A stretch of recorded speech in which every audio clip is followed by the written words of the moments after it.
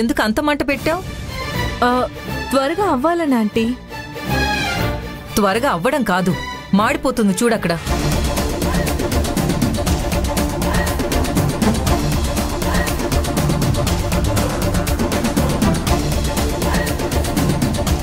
ఏమైందమ్మా? మంట ఎక్కువగా పెట్టి మాడగొట్టేసింది.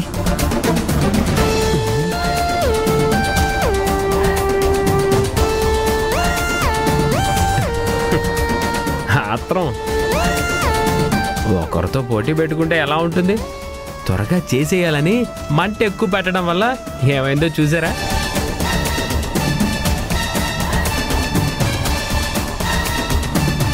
అమ్మవారు అర్జెంటుగా ఆకలేస్తుంది, నైవేద్యం పెట్టండి అని అడుగుంటుంది.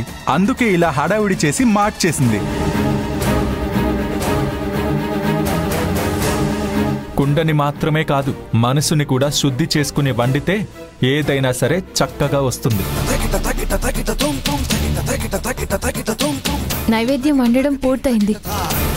మాడిపోయింది తీసేసి మళ్ళీ వండుతాను. ఇంకెందుకు వండుతావు? తను వండింది కదా.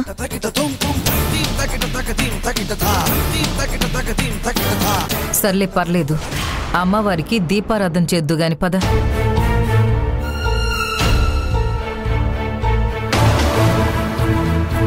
అర్చన, ఒకసారి ఇలారా. ఏమండి,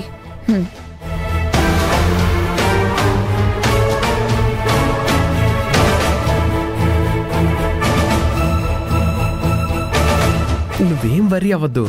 నేను వండిన నైవేద్యం బ్రహ్మాండంగా ఉంది అనుకుంటుంది. ఆ వండింది నేలపాలు చేసామనుకో, తను పడ్డ కష్టం అంతా వృధా అయిపోతుంది. ఆ పాపం అంతా తనకే అంటుకుంటుంది. కరెక్టే.